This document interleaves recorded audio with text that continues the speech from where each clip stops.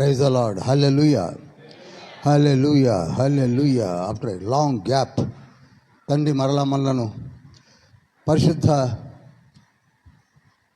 Bible study వేదాంత విద్యలోనికి నడిపించిన దేవదేవునికి మహిమ, స్తుతి, ఘనత చెందునుగాక. పాత నిబంధన పుస్తకములు 39,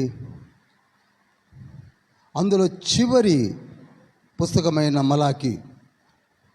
ఈ మలాకి గ్రంథమును డిసెంబర్ 8వ తారీఖున మనం జరిగించవలసి ఉండేను. డిసెంబర్ 8 ఆదివారం. అది అమ్మగారు ఆ ఆదివారం నాడు నేను ఈ మలాకి గ్రంథాన్ని మీరు చెప్తుంటే వినాలని ఆశపడింది. అయితే శనివారం 7వ తారీఖునే ఆవిడ చనిపోవడము, ఆనాటి నుండి నేటి వరకు కూడా బైబిల్ స్టడీ ఆగిపోవడం జరిగింది. 39వ పుస్తకం ఆగిపోయింది. ఈ పుస్తకంతో పాత నిబంధన కంప్లీట్ అవ్వబోతుంది. 3 సంవత్సరాలు మార్చి మాసంలోనే మనము ప్రారంభించిన ఈ బైబిల్ స్టడీ 39 పుస్తకాలు జరిగించడానికి దేవుడు అనుగ్రహించిన కృప. 3 years continuously, almost all some interruptions might have been taken, but తన్ని మనల్ని నడిపించాడు. అయితే బాధాకరమైన విషయం ఏమిటంటే ఎంతమంది ఎంతవరకు నేర్చుకున్నారు అనేది. 39 పుస్తకాలు అయిపోయాయి. అందులో అనేక విషయాలు మనం దాదాపు సెకండ్ డైమెన్షన్లో, సెకండ్ స్టేజ్లో మనం ధ్యానించాం. లోతైన దేవుని వాక్కులను విన్నాం. అద్భుతమైనటువంటి రాజ్యములు, చక్రవర్తులు, ధర్మశాస్త్రము, దేవుని ధర్మశాస్త్రము, తోరా అంటారు, వీటన్నిటిని ధ్యానించాం. న్యాయాధిపతులు, సమూయేలు గ్రంథాలు, రాజుల గ్రంథాలు, దినవృత్తాంతాల గ్రంథాలు, ఎజ్రా, నెహెమ్యా, ఎస్తేరు గ్రంథాలు, యోబు గ్రంథాలు, కీర్తనలు, సామెతలు, ప్రసంగి, almost all the books we have completed except one, that is Malachi. నేను మిమ్మల్ని మళ్ళీ అర్జ్ చేస్తున్నాను, రిక్వెస్ట్ చేస్తున్నాను. ఈ వేదాంత విద్యను మీరు ఏ కాలేజీ కన్నా వెళ్ళండి, 3 years డిప్లొమా ఉంటుంది, కానీ వాళ్ళు 66 పుస్తకాలు చెప్పరు. మీరు ఎవరినైనా అడగండి, ప్రకటన చెప్పారని అడగండి, చెప్పరు. పరమగీతాలు చెప్పారని అడగండి, చెప్పరు. దానియేలు గ్రంథాన్ని చెప్పారని అడగండి, చెప్పరు. ఎందుకనగా అందులో చాలా విషయాల్ని చెప్పవలసి ఉంటుంది. చెప్పిన అర్థం కాదనో లేకపోతే వారి సిలబస్లో లేదనో నాకు తెలియదు, కానీ చెప్పరు, డీటెయిల్డ్గా వెళ్ళరు. కానీ మనము డీటెయిల్డ్గా వెళ్ళాం. కానీ విచారకరం ఏమిటంటే కంటిన్యూటీ లేకుండా పోయింది. ఇప్పుడు ఈ పుస్తకం తర్వాత కొత్త నిబంధనలోనికి పెడుతున్నాం. 27 books. దాని విషయమై ప్రార్థన చేస్తున్నాను. ఇంతవరకు మనం ధ్యానించిన విషయాలకి కొత్త నిబంధన పుస్తకాలకి చాలా చాలా చాలా చాలా వ్యత్యాసాన్ని మనమే కనుగొంటాం. ఎందుకనగా ప్రభువు వచ్చిన పుస్తకాలవి. ప్రియులారా, మార్నింగే మేము ఒక తీర్మానం తీసుకున్నాం. కొత్త నిబంధన మరి మెండుగా మన సంఘ యవనస్తులు, పెద్దలు పాల్గొని నేర్చుకొని అలనాడు జరిగిన అపోస్తుల కార్యములు ఈనాడు మన మధ్యలో జరగాలని నా అభిలాష. వాటిని ప్రభు పాదము చెంత ప్రార్థిద్దాం. యథావిధిగా మన కుడి చేతిలోనికి పరిశుద్ధ బైబిల్ గ్రంథాన్ని తీసుకొని మనం పాడుతున్నామే. వాక్యమును యాకోబుకు తెలియజేసిన వాడని వాక్యమును యాకోబుకు తెలియజేసిన వాడని ఏ జనముకి లాగునా చేసి ఉండాలేదని దేవునికి స్తోత్రము గానము చేయుటయే మంచిది. మనమందరము స్తుతి గానము చేయుటయే మంచిది. మిక్కిలి ప్రేమ కనికరం కలిగిన మహోన్నతుల పరిశుద్ధుల పరలోకపు తండ్రి, మీ బంగారు పాదం చెంతకు మరి కుమారు మలాఖీ గ్రంథము ధ్యానించబద్ధులమై వచ్చి ఉన్నాం. మమ్మల్ని దీవించండి, వచ్చిన బిడ్డలను ఆశీర్వదించండి. యేసయ్యా, మీ సంచారం మా మధ్య గావించండి. అతి శ్రేష్టమైన గ్రంథమును ధ్యానించబోతున్నాం.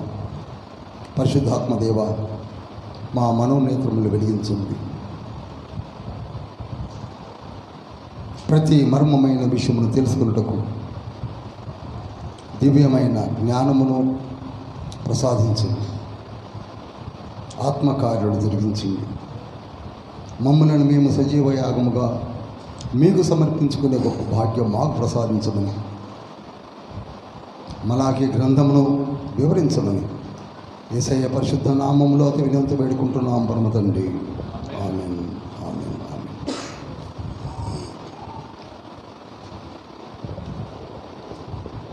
మలాఖీ గ్రంథమును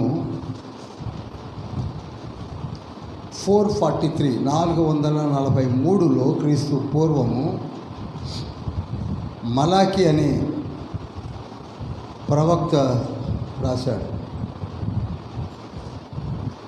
443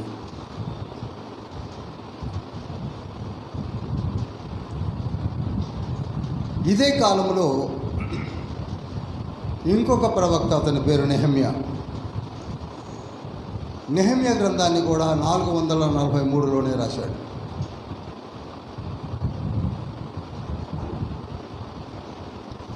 అనగా 2 పుస్తకాలు ఒకే కాలంలో వ్రాయబడ్డాయి.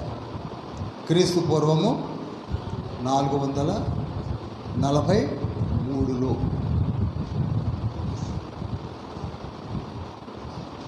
ఇప్పుడు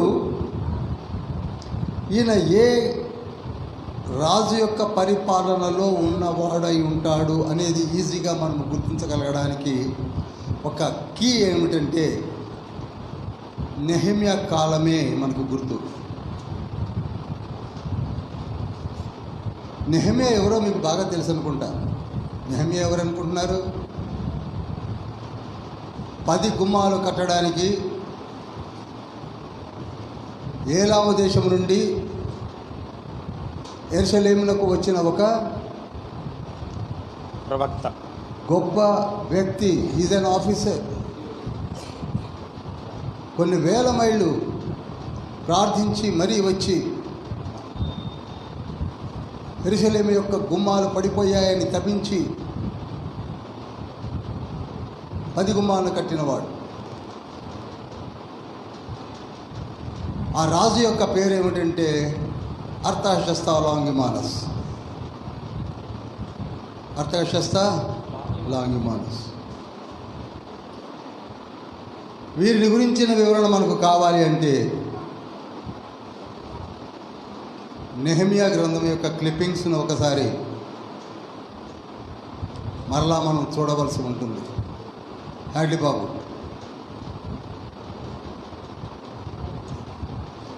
విడిదిరి కూర్చో నా వైపు.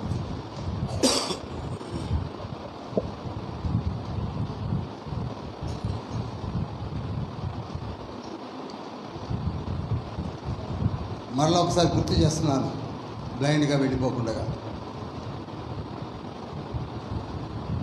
కల్దీల రాజులు దాదాపు బైబిల్ చరిత్రలో 6 ఉన్నారు. ఎంతమంది అండి? 6.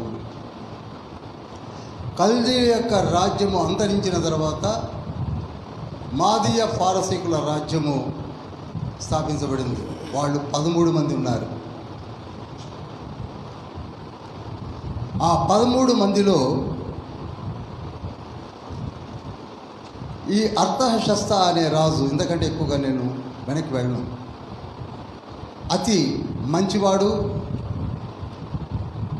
దేవుని యందు భయభక్తులు కలిగిన వాడు, అడిగిందే తడువుగా నెహెమ్యాని గుమ్మములు కట్టుకోమని చెప్పినవాడు. కనుక 443లో ఉన్న రాజు ఎవరండి? అర్థహశస్త లాంగిమానస్. అర్థహశస్త లాంగిమానస్. ఆ కాలంలో 2 ప్రముఖులు ఉన్నారు. ఒక ప్రముఖుని పేరు మలాకి, ఇంకొక ప్రముఖుని పేరు నెహెమ్యా. నెహెమ్యా ఎప్పుడైతే ఉంటాడో ఎజ్రా కూడా అప్పుడే ఉంటాడు పక్కన సంగతిని మీరు గుర్తుంచుకోవచ్చు. ఎజ్రా, నెహెమ్యాలు ఒక రకంగా చెప్పాలంటే గుమ్మాల విషయంలో కట్టి ప్రభువునకు డెడికేట్ చేసినటువంటి ప్రముఖుల్లో నెహెమ్యా, ఎజ్రా యొక్క ప్రముఖ పాత్ర ఉంటుంది ఈ రోజులలో మన పెద్దలు ఉన్నట్టుగా.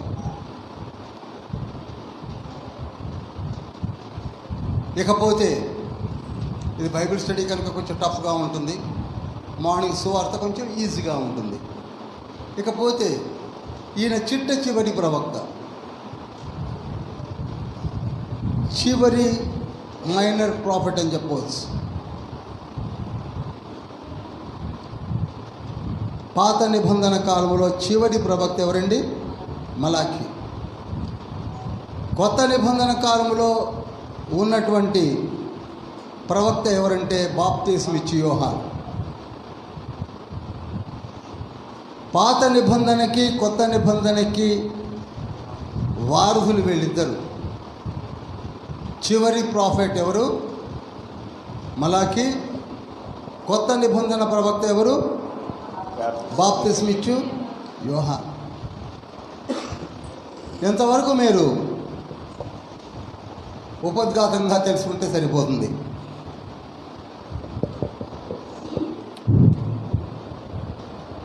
ఇంతకీ మలాకి గ్రంథాన్ని రాసింది ఎవరంటే కళ్ళు మూసుకొని చెప్పచ్చు, ప్రాఫెట్ మలాకి. ఎందుకండి ఈ మలాకి గ్రంథాన్ని మలాకి ద్వారా తండ్రి లిఖింపజేశాడంటే ఇందులో ఎంతమంది చదివారో చదివే ఉంటారు, నేను చేయలేకమని అడగను. చదివితే మీకు ఎంతవరకు అర్థమైందో నాకు తెలియదు, కానీ నాకు అర్థమైంది మీకు చెప్పాలని ప్రయత్నం చేస్తున్నాను. చూడడానికి చాలా చిన్న పుస్తకంగా కనపడే 4 అధ్యాయాలు,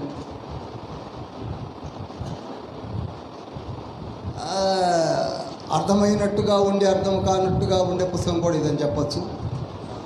కానీ నాకు అర్థమైన దాన్ని మీ ముందు ఉంచుతారు. ఇక్కడ ఈయన కేవలం ఒక మీడియేటర్గా ఉండడమే కాక ఆ రోజులలో 443లో ఇజ్రాయేలు జనాంగమునకు, చూడండి మళ్ళీ చెప్తున్నాను, ఇజ్రాయేలు జనాంగమునకు పరమ తండ్రికి మధ్య ఒక ఇంటర్ప్రెటర్గా ఉన్నవాడే ఈ మలాకి. అంటాడు తండ్రితో మాట్లాడుతున్నాడు, ఇటు ప్రజతో మాట్లాడుతున్నాడు. ప్రజ చెప్పిన వాటిని ప్రార్థన చేసి తండ్రికి చెప్తున్నాడు. తండ్రి అడిగిన ప్రశ్నలను ప్రజకు చెప్పడానికి, కనుక ఇజ్రాయేలీలకు చెప్పడానికి ఈయన మధ్యగా ఉన్నటువంటి మధ్యవర్తి. ఇంతవరకు అర్థమైన వాళ్ళు ఒకసారి చేయి పైకి లేపి చెల్లించు.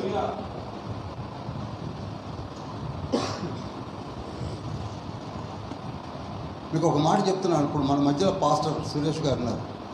Is a mediator. నేనున్నాను, ఐఎమ్ ఏ మీడియేటర్. మీకు ఉన్న సమస్యల కొరకు నేను ప్రార్థన చేస్తాను. మేము మరలా వచ్చి మీకు చెప్పి మీ కొరకు ఆ తండ్రి తీసుకున్న విషయములను చెప్పడానికి ప్రయత్నం చేస్తాం. అందుకే మమ్మల్ని మీడియేటర్స్ అంటారు. యాజకులు నిర్వర్తించు వారు అందరూ కూడా చెప్పాలి మీడియేటర్స్. అతి ప్రముఖమైన ప్రాముఖ్యమైన భయభక్తులు కలిగినటువంటి పోస్ట్ అంటూ ఉన్నదంటే ఈ మీడియేటర్స్లోనే ఉంది. అందుకే ఎఫ్జీ రాసిన పత్రిక 4వ అధ్యాయం 11, 12, 13 వచనాల్లో ఏమని ఉంటుందో మీరు చూశారు కదా. 11, 12, 13 వచనాలు ఏమని ఉంటుంది? మాది ఉపదేశకులు, ఏమండి, కాపరులు, సువార్థికులు, ప్రవక్తలు, అపోస్తలులు, వీళ్ళందరూ కూడా మీడియేటర్స్.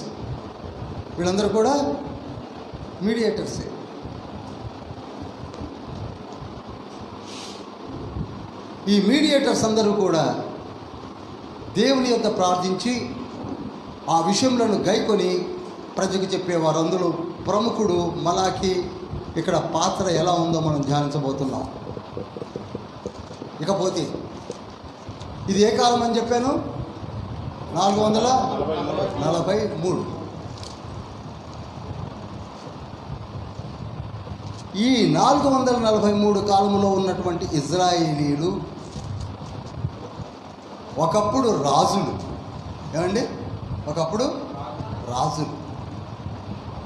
క్రీస్తు పూర్వము 1000 సంవత్సరాలు, ఇంచుమించు చెప్తున్నాను, 1000 సంవత్సరాలప్పుడు రాజరికమును అనుభవించిన వారు. ఫస్ట్ కింగ్ ఎవరు? సౌలు.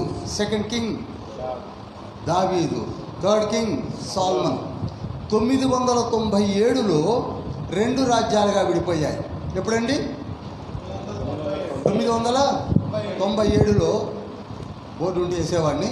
2 రాజ్యాలుగా విడిపోయాయి. మళ్ళీ చెప్తున్నాను, 997లో 2 రాజ్యాలుగా విడిపోయాయి. అనగా 10 గోత్రముల వారు ఒక రాజ్యముగాను, 2 గోత్రముల వారు ఇంకొక రాజ్యముగాను విడిపోయారు. అర్థమైంది కదండి? ఇదివరకు చెప్పాను, మళ్ళా చెప్తున్నాను. ఈ 2 రాజ్యాలు విడిపోయినప్పుడు 997 క్రీస్తు పూర్వంలో. విడిపోయిన తర్వాత దేవుణ్ణి వదిలేశారు. రాజులు అయిపోయారు, గర్వించారు. రాజులు వదిలేశారు, ప్రజా వదిలేసింది. ఇజ్రాయేలీలు, యూదులు 12 గోత్రముల వారు కూడా వదిలిపెట్టేశారు. అప్పుడు తండ్రి చెప్పి ఈ ప్రవక్తలందరినీ పంపించి గద్దించి బుద్ధి చెప్పి కన్నీరు గార్చి విలపించి వినలా. ఎప్పుడైనా గుర్తుంచుకోండి, ఈనాడు మన పరిస్థితి కూడా అదే. మనం కూడా వినం. దాన్ని స్టిఫ్ నెక్ అంటారు. ఎవరు చెప్పినా వినని నేచర్ మనం డెవలప్ చేసుకునే హ్యూమన్ నేచర్లో ఉంది. దీన్ని వదిలివేసిన వారు నిజమైన దీవెనలు పొందుకోగలుగుతారు. చూడండి, దాదాపు 997లో ఏర్పడినటువంటి రాజ్యములు 740, క్రీస్తు పూర్వం 740లో ఇజ్రాయెల్ రాజ్యం పతనమైపోయింది. షల్మానేషర్ 5 అనే రాజు వచ్చి కూర్చి పారేశాడు. ఎప్పుడు? 740లో. 607లో వచ్చేసి కల్దీల రాజైన నెబుకద్నెజరు వచ్చి యెరూషలేమును కూల్చి పారేశాడు. అనగా 607 నుంచి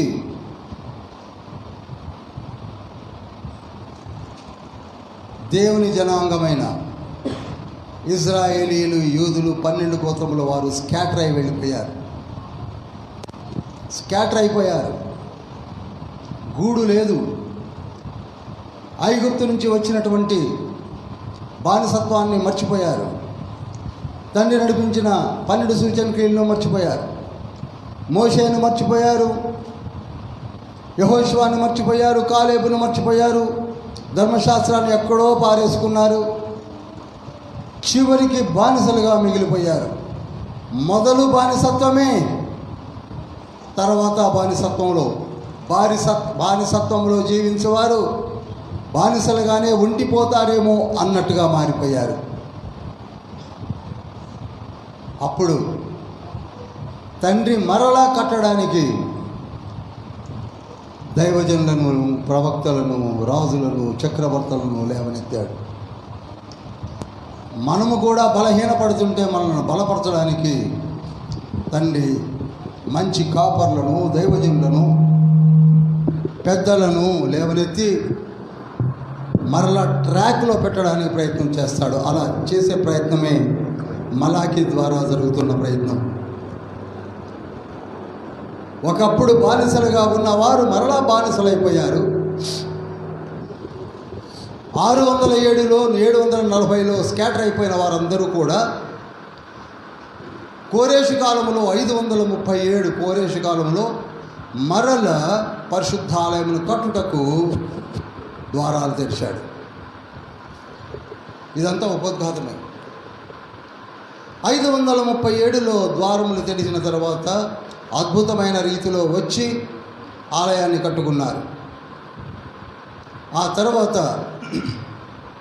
కూలిపోయిన గోడలను కట్టుట కొరకు నెహెమ్యా బయలుదేరి అర్తాషస్త లాంగిమానస్ కాలంలో వచ్చి గుమ్మాలను కట్టాడు. అనగా మరలా రూపము యెరూషలేముకు వచ్చినది. మరలా జనులందరూ యెరూషలేమునకు వచ్చారు. ఇప్పుడు పారిపోయి బానిసలుగా బ్రతుకుతున్న వారందరూ కూడా ఎక్కడికి వచ్చారు? మళ్ళీ యెరూషలేముకు వచ్చారు.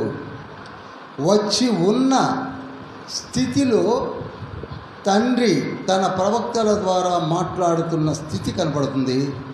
ఆ స్థితినే ఈరోజు మనం ధ్యానించబోతున్నాము. అది మలాకీ గ్రంథము ద్వారా. ఇప్పుడు చూడండి,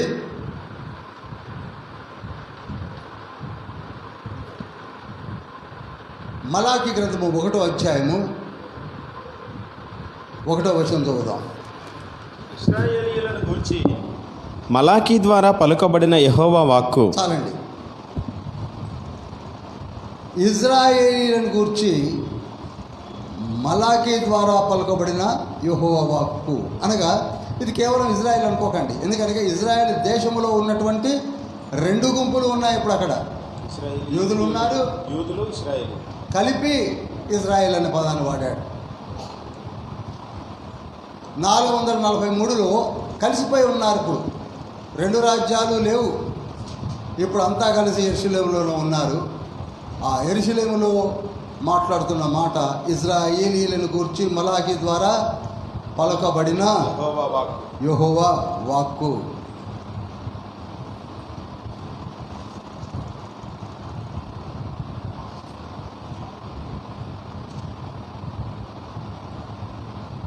టిపికల్గా నాకు కనపడ్డ విషయాలు మీకు చెప్తాను.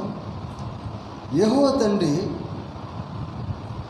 ప్రవక్త ద్వారా తన ఆవేదనను, తన బాధను, నేనేం చెయ్యాలి, 400 సంవత్సరాలు బానిసత్వంలో జీవించిన మిమ్ములను నడిపించటకు అన్ని ఏర్పాట్లు చేశాను, రాజులను చేశాను, న్యాయాధిపతులను ఇచ్చాను, ప్రవక్తలను పంపాను, మేజర్ ప్రాఫిట్స్, మైనర్ ప్రాఫిట్స్ అని పంపించాను. సుఖం లేకుండా పోయింది. అందుకే ఇప్పుడు అడుగుతున్నాడు, ఒక ప్రశ్న వేస్తున్నాడు దేవుడు. ఏమండి? ఒక ప్రశ్న వేస్తున్నాడు. 2వ వచనం చూడండి. యెహోవా సెలవిచ్చినదేమనగా, నేను మీ ఎడల ప్రేమ చూపి ఉన్నాను. కాదు, ఇది తండ్రి వేసిన ప్రశ్న. ఇజ్రాయెల్ జనాంగంతో ఏమంటున్నాడు? నేను మీ ఎడల ప్రేమ చూపి ఉన్నాను. ఈనాడు తండ్రి మనతో మాట్లాడుతున్న మాట కూడా అదే. 20-25 వరకు కూడా మీ ఎడల ప్రేమ చూపి ఉన్నాను. నా ఎడల మరీ ముఖ్యంగా ప్రేమ చూపి ఉన్నాడు. పొద్దునే చెప్పాను, మరలా చెప్తున్నాను. ఓ ఇజ్రాయేలీయులారా, మీ ఎడల నేను ప్రేమ చూపి ఉన్నాను. Even after so many years have been passed, అయినా నా ప్రేమ మీ ఎడల ఎడతెగక ఉన్నది. అంటే ప్రజలు అంటున్నారు, ఏమంటున్నారు చూడండి, అయితే మీరు ఏ విషయమందు నీవు మా ఎడల ప్రేమ చూపితివందురు. అది ఆహా, ప్రజలు ఏమంటున్నారండి? అందరూ చెప్పండి. ఏ విషయమందు నీవు మా ఎడల ప్రేమ మా చూపితివి. ఎడల నువ్వు ఏం ప్రేమ చూపించావు దేవా? సిగ్గున్నదండి అసలు ఈ మాట అంటానికి. ఏమన్నా కాస్త సిగ్గు, లజ్జ, బిడియము ఉందా? ఎక్కడి నుంచి ఎక్కడికి వచ్చారు, ఏ స్థితిలోంచి ఏ స్థితిలో దిగజారిపోయారు, వాళ్ళకి ఇచ్చినటువంటి ఔన్నత్యం ఏమిటి, వారికి ఇచ్చిన ప్రెఫరెన్సెస్ ఏమిటి, అవన్నీ మర్చిపోయి ఏమంటున్నారండి? అసలు మీరు ఏ విషయంలో ఈనాడు మనమంతే కదా. ఒకవేళ నన్నే తీసుకుందాం. యేసయ్యా, నీవు నాకు ఏ విషయంలో ప్రేమ చూపించావు అంటే యేసయ్య సమాధానం చెప్పండి, నవ్వుకుంటాడు. ఏం చెప్పాలి ఇక? చెప్పండి, మీరే చెప్పండి, ఏం చెప్పాలి?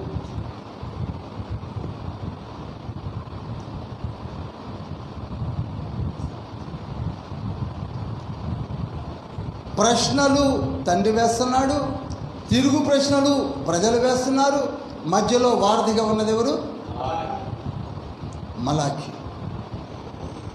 నీవు మా ఎడల ఏమి ప్రేమ, ఏ విషయము మీరు మా ఎడల ప్రేమ చూపితివి? ఏ విషయం చెప్పాలి ఇప్పుడు? చెప్పండి, మీరే చెప్పండి. బానిసత్వంలో ఉన్నవారు నిర్గమకాండం 2:23 మొరపెట్టినప్పుడు ఇటుకలు చేసుకుంటున్నాము, రథాలతో తొక్కించబడుతున్నాము, మాకు స్వాతంత్రత లేదు, మా బ్రతుకులు ఎండిపోతున్నాయని ఏడ్చినప్పుడు ప్రేమ కలిగి, ఏం కలిగండి? ప్రేమ కలిగి ఈజిప్టు నుంచి నడిపించింది ఎవరు? హోషేయ గ్రంథం 11:1 ఆ మాట ఉంటుంది. 11:1 ఏమని ఉంటుందో తెలుసా? ఒకసారి చూస్తే తెలుస్తుంది. ప్రేమ కలిగి నా కుమారుని ఐగుప్తు దేశంలో నుండి పిలిచితిని. చాలండి. This is duality prophecy. ఈజిప్టులో ఉన్న మిమ్ములలో ప్రేమ కలిగి నేను పిలిచాను.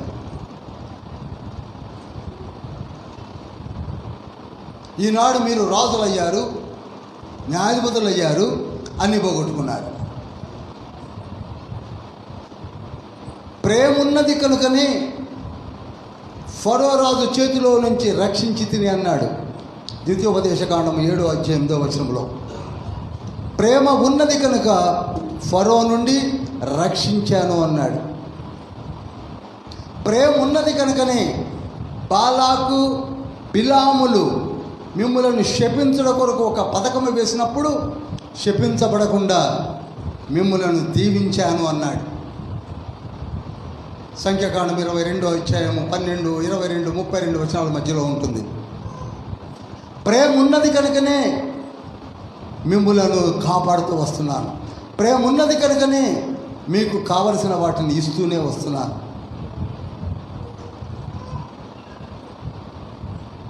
కానీ ఆ ప్రేమను పూర్తిగా పట్టించుకోలేదు మీరు. నా ప్రేమను చూసి అవహేళన చేసుకున్నారు, నా ప్రేమను అసహించుకున్నారు. నా ప్రేమ కంటే అన్య దేవతల విగ్రహాలే మీకు ప్రేమను చూపుతాయని వాటి వెంటబడ్డారు.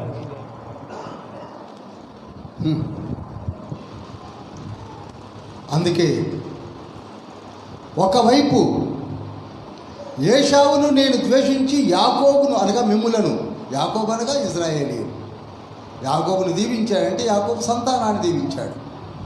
ఏశావుని ద్వేషించాడంటే ఏశావు సంతానాన్ని ద్వేషించాడు. ఎందుకని? ఏశావు సంతానం అసలు యెహోవా తండ్రిని పట్టించుకోలేదు. యాకోబు సంతానము దేవదేవుని పట్టించుకున్నారు కనుక మీ ఎడల ప్రేమ, అర్థమవుతుందండి? మీ ఎడల ప్రేమ కలిగి మిమ్ములను ఈ స్థితికి తీసుకొని వచ్చారు.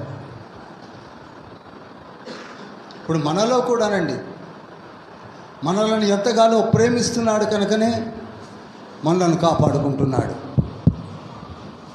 మనల్ని ద్వేషించే ఒక సమూహం ఉంది, విరోధులు ఉన్నారు. మనలను ద్వేషించేవారు అన్య జనాంగము మన మధ్యలో కూడా ఉన్నారు. కానీ వారిని మన వైపుకు రాకుండా వారిని శిక్షించే తండ్రి మనకు ఉన్నాడు. ఆయనే యేసయ్య, ఆయనే యెహోవా దేవా. అందుకే ఏదోమీయులు మిమ్ములను అసహించుకున్నారు, ఏదోమీయులు మిమ్ములను త్రొక్కేయాలని ప్రయత్నం చేశారు. అందుకే నేను ఏదోముని, ఏశావును అసహించుకున్నాను. నన్ను ప్రేమించినటువంటి యాకోబు సంతానాన్ని ఇష్టపడ్డారు. అయితే వారి సంతానమైన మీరు సాతాను ట్రాప్లో పడ్డారు. అందుకే ఏదోము గురించి మనం ఒక పుస్తకంలో ధ్యానించాం, గుర్తుందో లేదో, ఓబజ్జా. అదేంటండి? ఓబజ్జా గ్రంథాన్ని ఒకసారి క్లిప్పింగ్లో ఉన్నది చూడండి. అక్కడ ఏదోమీయులను వారు కట్టుకున్న పట్టణాలు ఉన్నాయి. పెట్రా ప్రాంతము, మృత సముద్రము కింద ప్రాంతం అంతా కూడా ఏదోమీయుల స్థావరాలే. వారిని సమూలంగా నిర్మూలన చేసి ఆ ప్రదేశాలను కూడా నేను మీకే, ఇజ్రాయేలీలకే ఇస్తానని తండ్రి వాగ్దానం చేశాడు. ఆ వాగ్దానాన్ని ఇక్కడ జ్ఞాపకం చేస్తున్నాడు. చూడండి 4వ వచనంలో వాళ్ళు ఏమనుకుంటారంటే, మనము నాశనం అయిపోతుంది, ఏదోమీయులు పాడైన మన స్థలములను మరలా కట్టుకుందాం రండి అని ఏదోమీయులు అనుకొందురు. అయితే దేవదేవుడు అంటున్నాడు, వారు కట్టుకున్నను, నేను వాటిని క్రింద పడుదోయదును. కనుక గమనించండి ప్రియులారా, దేవునికి విరోధముగా ఉన్న ఏ కట్టడమైనను నిలవదు. దేవునికి విరోధముగా ఎవరు ఏ ప్రయత్నాలు చేసినా అవి సఫలీకృతము కాలేదు. అందుకు దేవునికి ఇష్టలుగా జీవించాలని మొన్న మధ్యనే నేను యూత్ మీటింగ్లో చెప్పాను. నేను దేవునికి ఇష్టడనేనా అనే ప్రశ్న కూడా వేసి చెప్పాను. కనుక మనం ప్రతిరోజు ఈ ప్రశ్నతో లేవాలి, నేను దేవునికి నిజమైన ఇష్టడునేనా? నువ్వు ఇష్టడువైతే నిన్ను ముట్టుకునేవాడెవరూ లేరు. Because you are his children. ఆయన బిడ్డలను ఎవరిని ముట్టుకొనియాడు. అవసరమైతే దెబ్బ కొట్టి సరి చేసుకుంటాడే తప్ప వదిలిపెట్టాడు. నిన్ను విడవను ఎడబాయను అన్నాడు హెబ్రీ 13:5. కనుక ప్రియులారా, ఏషావు వంటి వారి వైపు చూడకండి, యాకోబు లాంటి వారి వైపు చూడండి. యాకోబు ఆల్ నైట్ ప్రేయర్ చేసిన ధన్యజీవి. అందుకే తండ్రి యాకోబును ఇష్టపడ్డాడు, ఎదురు తిరిగిన ఏషావును ఇష్టపడలేదు. ఆ జనాంగము కూడా అలానే వచ్చినట్టుగా వచ్చి జారిపోయారు. ఈనాడు మనము కూడా దేవుని క్రైస్తవులుగా జీవిస్తున్నాము, కానీ క్రైస్తవ్యమును స్వీకరించామే, కానీ క్రైస్తవ్యంలో ఉండవలసిన విలువలను మనం పాటించలేకపోతున్నాం. అందుకే తండ్రి దుఃఖపడుతున్నాడు. యేసయ్య ఇప్పటికీ మనల్ని చూసి కూడా అలనాడు ఇజ్రాయేల్ని చూసి దుఃఖపడ్డట్టుగా దుఃఖపడుతున్నాడు. యేసయ్య పలికిన మాట మీకు ఒకసారి జ్ఞాపకం చేస్తాను.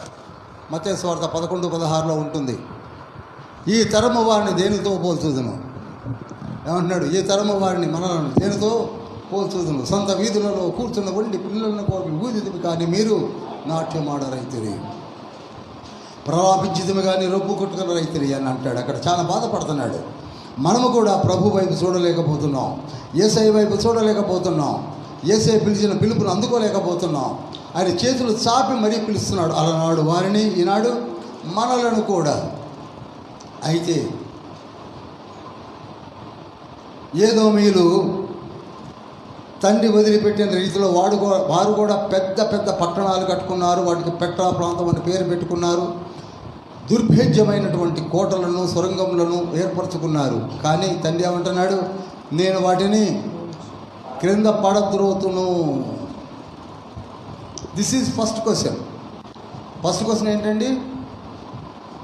చెప్పాలి. ఫస్ట్ క్వశ్చన్ ఏంటి? నేను మిమ్మల్ని ప్రేమించుతున్నాను అంటే ప్రజలన్నది ఏంటంటే ఏ విషయంలో మేము మమ్మలను ఈనాడు యేసయ్య కూడా అదే ప్రశ్న మనకేస్తే మనం ఇదే మాట అంటున్నాం. యేసయ్య అంటున్నాడు, నేను నిన్ను ప్రేమించుతున్నాను కనుకనే నీవు సజీవుల లెక్కలో ఉన్నావు అంటే మనం ఏమంటున్నాం? ఏం ప్రేమించావు? అన్ని అప్పులేగా, ఇంతవరకు సొంత ఇల్లు లేదుగా, ఒక 2 వీలర్ కూడా లేదుగా, మంచి ఉద్యోగమే లేదుగా. మనం అంతే అంటాం. మార్నింగే చెప్పారు, నీకు బ్రేక్ త్రూ రావాలంటే, నీ జీవితంలో మలుపు రావాలంటే తండ్రి ప్రేమను వదిలిపెట్టకుండా తండ్రితో సాగాలి. ఆ మాట చెప్తున్నాడు మలాకి ద్వారా. నేను మిమ్మల్ని ప్రేమించానంటే మనం ఏమంటున్నామంటే నీవు ఏ విషయంలో మమ్మల్ని ప్రేమించావు ఒక్కసారి మళ్ళీ జ్ఞాపకం చేయమంటున్నారు. నా విషయంలోనైతే చాలా ప్రేమించాడు తండ్రి. లేకపోతే 2023లోనే చనిపోవాలి నేను. మాటికి చెప్పవలసిన అవసరము లేదు. ఇక రెండవ ప్రశ్న నోట్ చేయండి. సెకండ్ క్వశ్చన్, మలాకీలో రెండవ ప్రశ్న, 2వ అధ్యాయం 1వ వచనంలో, కావున యాజకులారా ఈ ఆజ్ఞ మీకు ఇయ్యబడి ఉన్నది. చాలండి, మీకు కొన్ని ఆజ్ఞలను ఇచ్చాను నేను. మీకు కొన్ని ఆజ్ఞలను ఇచ్చి ఉన్నాను. యాజకులారా అనగా మాతో మాట్లాడుతున్నాడండి. యాజకులంటే ప్రీస్ట్హుడ్, యాజకులు, కాపర్లు, దేవుని సేవ చేసే సువార్థికులు, 5 డినామినేషన్స్ ముందే చెప్పాను, వారందరితో మాట్లాడుతున్నాడు. యాజకులారా ఈ ఆజ్ఞ మీకు ఇవ్వబడి ఉన్నది. సైన్యములకు అధిపతియగు యెహోవా సెలవిచ్చినదేమనగా, మీరు ఆ ఆజ్ఞను ఆలకింపకయు నా నామమును ఘనపరచునట్లు మనఃపూర్వకముగా దానిని ఆలోచింపకయు ఉండిన ఎడల నేను మీ మీదికి శాపము తెప్పించి మీకు కలిగిన ఆశీర్వాద ఫలమును శపింతును. ఇదండి, నన్ను అడిగితే ఒక మార్కర్ పెన్ ఉంటే గట్టిగా రాసుకొని, మేము కాపర్లుగా దైవజనులుగా అభిషేకించబడిన వారు పొద్దున లేచి చదువుకోవాల్సిన విషయాలు ఇవి. మీకు ఒక ఆజ్ఞ ఇచ్చాను, మిమ్మల్ని ఏర్పరచుకున్నాను. చూడండి, ఇప్పుడు కాపర్లతో మాట్లాడుతున్నాడు. మొట్టమొదటి ప్రశ్న ఎవరితో మాట్లాడాడు? జనాంగముతో మాట్లాడాడు. ఇప్పుడు ఎవరితో మాట్లాడుతున్నాడు? కాపర్లతో. జనాంగమును లేవనెత్తుల కొరకు నేను కాపర్లను ఏర్పాటు చేసుకున్నాను. కాపర్లు అంటే మామూలు వ్యక్తులు కారండి. కాపర్లు అంటే ఏమనుకుంటున్నారు? మనం రెస్పెక్ట్ ఇవ్వలేకపోతున్నామేమో కానీ కాపర్లు అంటే మామూలు కాదు. నిజమైన సంఘము కాపర్లకు మచ్ మోర్ రెస్పెక్ట్ ఇస్తారు. ఎందుకనగా వారు మామూలు వాళ్ళు కాదు. They are not ordinary people, they are extraordinary people. ఎంతగా కాపర్ను ఘనపరుస్తావో నీవు అంతగా ఆశీర్వదించబడతావని పరిశుద్ధ లేఖనాల్లో అనేకములు ఉన్నాయి. చెప్పాలంటే వందలు ఉన్నాయి.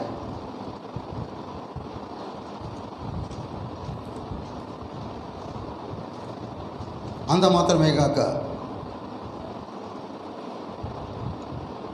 ఇంకొక మాట కూడా 6వ వచనంలో ఉంది. సత్యము గల ధర్మశాస్త్రము బోధించుచు దుర్బోధన ఏమాత్రమును చేయక సమాధానమును బట్టియు యథార్థతను బట్టియు నన్ను అనుసరించి నడుచుకొని వారై దోషము నుండి అనేకులను త్రిప్పిరి. 1:6 చదవండి. 1:6. కుమారుడు తన తండ్రిని ఘనపరచును గదా, దాసుడు తన యజమానుని ఘనపరచును గదా. నా నామమును నిర్లక్ష్యపెట్టి యాజకులారా, నేను తండ్రినైతే నాకు రావలసిన ఘనత ఏమాయను? నేను యజమానుడనైతే నాకు భయపడు వాడెక్కడ ఉన్నాడు? చాలండి.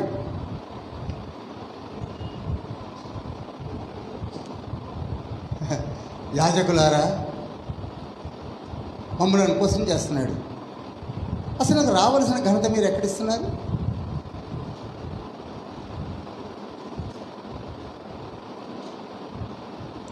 నిజంగా నేను మీకు తండ్రినైతే నాకు రావలసిన ఘనత, మీరు నన్ను తండ్రిగా అభిమానించాలి కదా. మీకు నేను ఇచ్చిన ఘనత మామూలు ఘనత కాదు కదా. You are the representative of the heavenly kingdom కదా. నేను మిమ్మల్ని ఏర్పరచుకున్నది నేనే కదా. కాపరిగా అభిషేకించినది నేను కదా. మీ నోట మాటలను ఉంచినది నేనే కదా.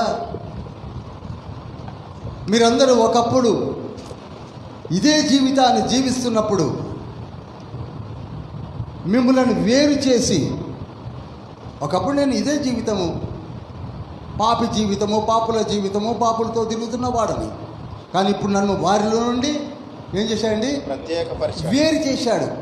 యోహాను సువార్త 15వ అధ్యాయం 19వ వచనంలో ఉంటుంది. ఏమని ఉంటుందంటే, అక్కడ మిమ్మల్ని లోకములో నుండి వేరు చేసి మిమ్మల్ని నేను అత్యున్నతమైన స్థానంలో నిలబెట్టాను.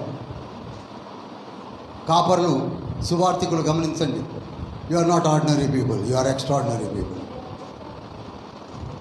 వాక్యమును బోధించుటకు సిద్ధపడే ప్రతి ఒక్కరు కూడా ఎక్స్ట్రాడినరీ పీపుల్. ఇర్మియా గ్రంథము 3వ అధ్యాయం 15వ వచనంలో ఏమని ఉంటుందో తెలుసా? నాకిష్టమైన కాపర్లను నేనే ఏర్పాటు చేసుకున్నాను అన్నాడు. ఎవరు ఏర్పాటు చేసుకున్నారండి? లోకంలో పిచ్చి పిచ్చి పిచ్చి పట్టినట్టు తిరుగుతుంటే వారి నుండి ఏర్పాటు చేసుకున్నది నేనే. ఎందుకనగా నాకంటే కోరిక మీ పైన ఎక్కువగా ఉన్నది కనుక, నాకు ఇష్టమైన వారు మీరు కనుక మిమ్మల్ని ఏర్పాటు చేసుకున్నాను. ఈనాడు సువార్థికులు కానీ, ఉపదేశకులు కానీ, కాపర్లు కానీ, ప్రవక్తలు కానీ, అపోస్తులను పిలవబడే వారు ఎవరున్నా సరే ఎవరు ఏర్పాటు చేసుకున్నారు? దేవుడే. దేవుడే ఏర్పాటు చేసుకున్నారు.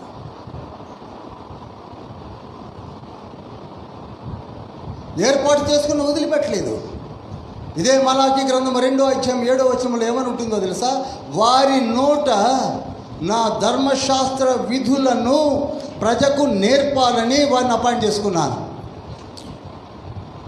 దేనికంటే ఒకసారి చదవండి. యాజకులు సైన్యములకు అధిపతియగు యెహోవా దూతలు గనుక జనులు వారి నోట ధర్మశాస్త్ర విధులను నేర్చుకొందరు. చూడండి, వారు జ్ఞానమును చాలు.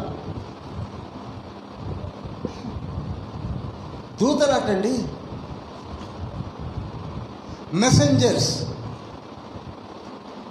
మెసెంజర్స్, దూతలు. కాపర్లు అంటే ఎవరు చెప్పాలి? దూతలు. ఇందాక నేను చెప్పా.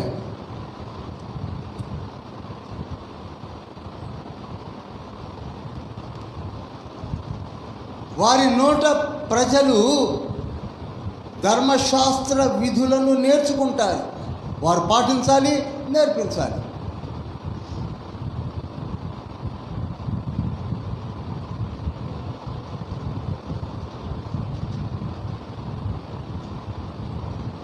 వారు ఆజ్ఞలను గైకొనాలి, ఆజ్ఞల్ని చెప్పాలి, వీరు పాటించాలి, వారి చేత పాటింపజేయాలి. అదే ట్రై చేస్తున్నారు. నేను చెప్పడం వరకే అనుకుంటే అది కరెక్ట్ కాదు. రోమీయులకు రాసిన పత్రిక 2వ అధ్యాయము 21వ వచనంలో ఉంటుంది. 2:21లో ఏమని ఉంటుందంటే, అనేకులకు బోధించి నీకు నీవే బోధిస్తున్నావు కానీ అది నీకు వర్తించదా అన్నాడు అక్కడ. ఫస్ట్ నీకు వర్తింపజేసుకొని ఆయన ఎదుటి వారికి నీతులు చెప్పడానికి కాదు నేను ఏర్పాటు చేసుకుంది అన్నాడు. 2:21 బ్యూటిఫుల్ వర్డ్. చాలా వరకు బోధకులు గంభీరంగా చెప్పేస్తుంటారు. వాళ్ళ దగ్గర ఏది ఉండదు, వాళ్ళు ఏది పాటించరు కూడా, వాళ్ళు ఏది పట్టించుకోరు కూడా. గలతీయులకు రాసిన పత్రిక 6వ అధ్యాయం 13వ వచనంలో ఉంటుంది.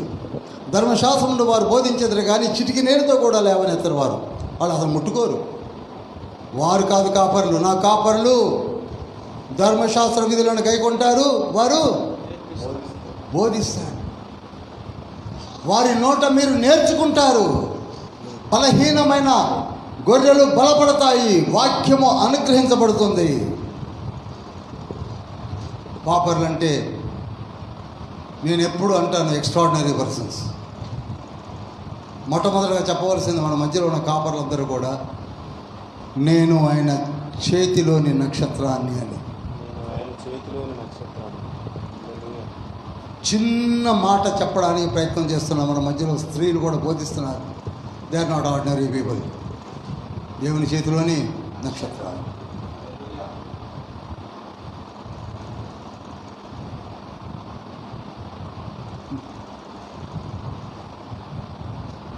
హెబ్రీ పత్రిక 5వ అధ్యాయం 4వ వచనంలో ఏమని ఉంటుందో తెలుసా? వారిని నేనే అపాయింట్ చేసి ఈ అధికారమునిచ్చానంటాడు అక్కడ. అంటే నేను సామ్యమైన భాషలో చెప్తున్నాను.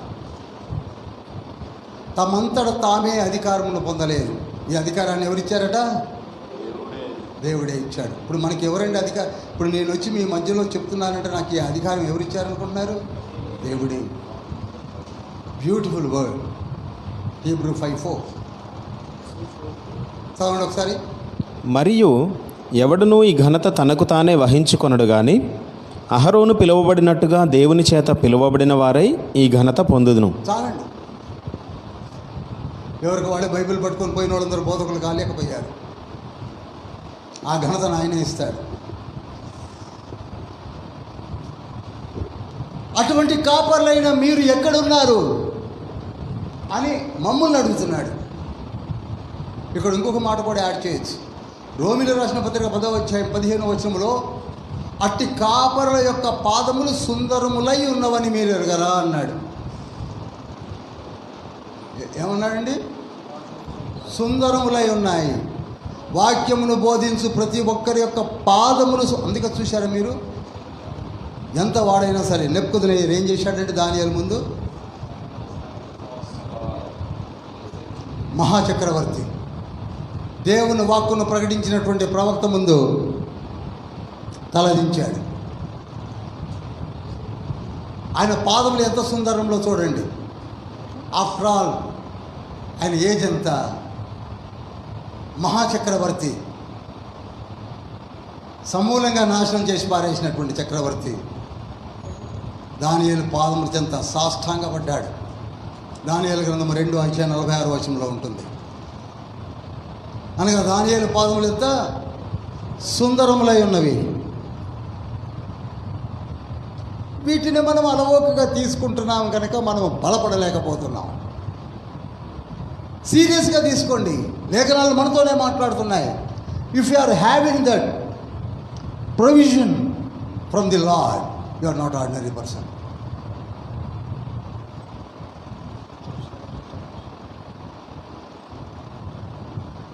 అసలు ఒక మనిషి ముందు మోకాళ్ళుని అయ్యా నా కొరకు ప్రార్థన చేయండి అని అడుగుతారండి ఎవరైనా? నీవు మనిషివే, అయినా మనిషి. ఫరో ఏమన్నాడు మోషేతో? అంతవరకు I know your God is nothing before me, I'm having very good God, his name is sarcophagus, mister Moses అన్నవాడు నీ ప్రజలను తీసుకొని పోతూ పోతూ నా గురించి కూడా ప్రార్థన చేయన్నాడు.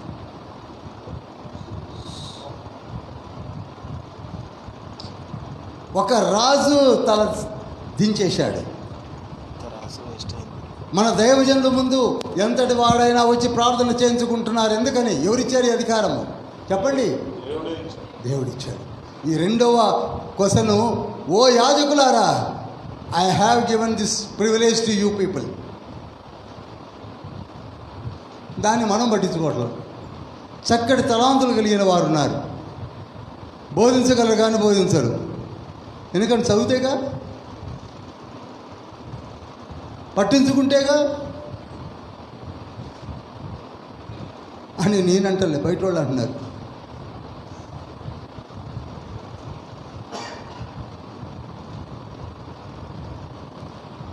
ప్రకటన గ్రంథం 1వ అధ్యాయం 19వ వచనంలో అంటాడు, యాజకులు నక్షత్రముల వంటి వారు, వారు నా చేతితో చెక్కుకొని పట్టుకొని ఉన్నాను అంటున్నాడు. నిజం చెప్తున్నానండి, యథార్థంగా బోధించే యాజకులు, కాపరులు దేవుని చేతిలోని నక్షత్రాలు. హల్లెలూయా. ఆ మాట దానియేలు గ్రంథం 12వ అధ్యాయం 3వ వచనంలో ఉంది. అదే మాట మత్తయి సువార్త 13వ అధ్యాయము 43వ వచనంలో ఉంది.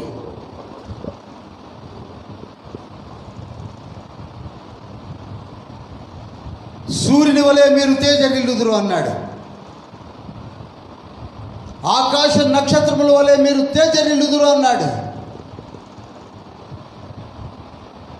Simple thing. చదవండి, ఓన్ చేసుకోండి, బోధించండి. ఇంటర్మీనింగ్ అంతా నేను ఇస్తాను మీకు. స్టార్ట్ చేయండి. అందుకే మన చర్చిలో ప్రతి శుక్రవారం నాడు యూత్ మీటింగ్కి అరేంజ్ చేసినటువంటి కారణం అది.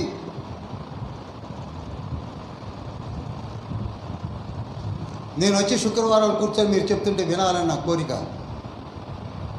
ఎస్, వింటాను కూడా.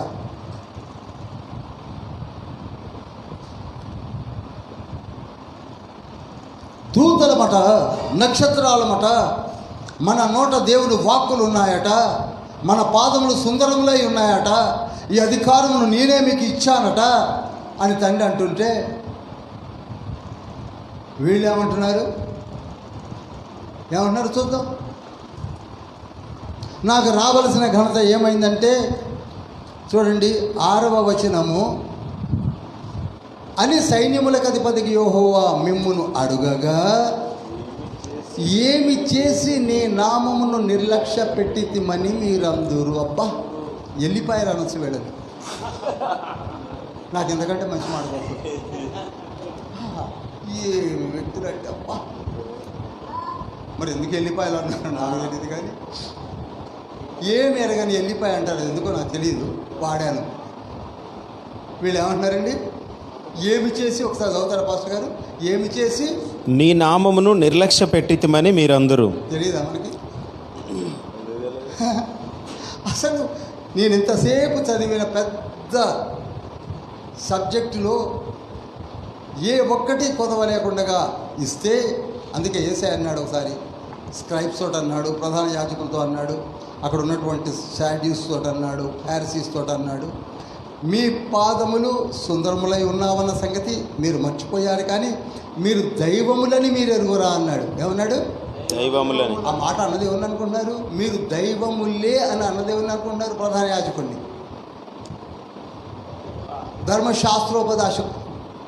ఉపదేశకులను, ధర్మశాస్త్రోపదేశకులను. You don't know your power, I have empowered you. మీరు దైవములు. కీర్తన 82:6లో ఉన్నటువంటి మాటను ఇక్కడ ఉటంకించాడు యేసుక్రీస్తు ప్రభువారు. ఇదేదో కొత్తగా చెప్పింది కాదు, మీరు చదివారు, నిత్యము చదువుతుంటారు, బైబిల్ పట్టుకొని తిరుగుతుంటారు, కానీ మీరు దైవములన్న మాట మర్చిపోయి దైవత్వాన్ని వదిలివేశారన్నాడు. హల్లెలూయా, హల్లెలూయా. ప్రియులారా, మీలో ఒక్కొక్కరిని లేవనెత్తబోతున్నాడు. రేపటి దినమున నేను చెప్పినవన్నీ మనకే వర్తిస్తాయి. మాది అయిపోయింది. తరము వెంబడి తరము గతించిపోతున్నది. ప్రసంగి గ్రంథం 1:4 వెళ్ళిపోతున్నాం. కానీ తండ్రికి ఇష్టలైన వారిని తండ్రి లేవనెత్తుతూనే ఉన్నాడు, తయారు చేస్తూనే ఉన్నాడు. మార్నింగే చెప్పాను, బిహైండ్ ద కర్టన్ సీన్స్ మారుతూ వస్తున్నాయి. లేవనెత్తబోతున్నాడు. అద్భుతమైన రీతిలో పరిచర్యను జరిగించడానికి ఇదే పాల్వంచ పట్టణంలో నేనున్నానని లేస్తే చాలు వాడుకోవడానికి సిద్ధంగా ఉన్నాడు తండ్రి. వాడుకోవడానికి హల్లెలూయా సిద్ధంగా ఉన్నాడు. అంతేగాని బైబిల్ పక్కకు పెట్టేసి, ఒకసారి యేసయ్య అన్నాడు కదా, నీకు ఇచ్చిన తలవంతును తల కింద పెట్టుకొని పడుకున్న వారలారా అన్నాడు. యెహెజ్కేలు గ్రంథము కూడా 34:2-6 ఆ మాట అంటాడు. తర్వాత చదవండి. మీరు బోధించవలసిన వారు కానీ బోధించరు,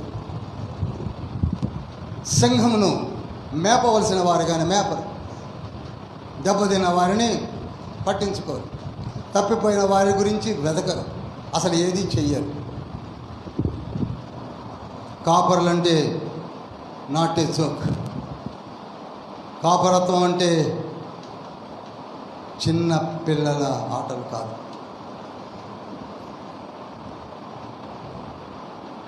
ఎందుకంటే ఎక్కువ నేను చెప్పడం వల్ల అవసరం ఉండదని అనుకుంటున్నాను. ఏమిటంటే, ఇందాకనే చదివాడు, పాస్టర్ గారు చదివారు, ఒకవేళ మీరు దీనికి విరుద్ధంగా జీవిస్తే దీవెనలు కాదు శాపాలు వస్తాయి. ఈనాడు కొందరు pastors, why these people they are suffering, బయట వారి కంటే పాస్టర్లు ఎందుకు ఎక్కువగా బాధపడుతున్నారంటే ఇది కారణం. ఆయన పక్షపాతి కాదు, ప్రేమ కలిగిన తండ్రి. కాపరినని చెప్పి కాపరత్వాన్ని వదిలివేసి నీ ఇష్టమైన రీతిలో జరిగిస్తే ఎలా ఉంటుందో 2వ అధ్యాయం అంతా మీ తర్వాత చదవడి తెలిసిపోతుంది. నేను అందుకే అంటాను, ఎన్నో మార్లు చెప్పాను, స్వచ్ఛందంగా మంచిగా ఉండాలనుకుంటే బైబిల్ పట్టుకొని తిరగండి. నేను అలా ఉండలేనంటే బైబిల్ పక్కకు పెట్టి తిరగండి, మీ జోలికి తండ్రి రాడు. కానీ బైబిల్ పట్టుకొని నాటకాలు ఆడకండి అని మాతో మాట్లాడుతున్నాడు.